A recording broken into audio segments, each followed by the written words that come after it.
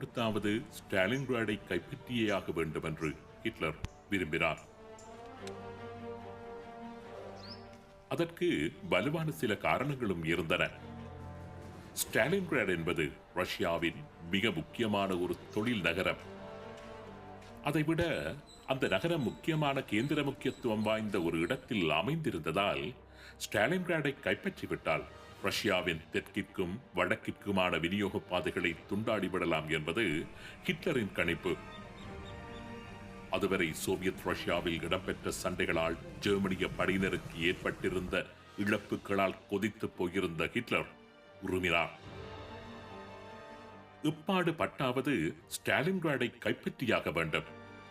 தோல்வி பின்வாங்கல் என்ற பேச்சுக்கே இடமில்லை.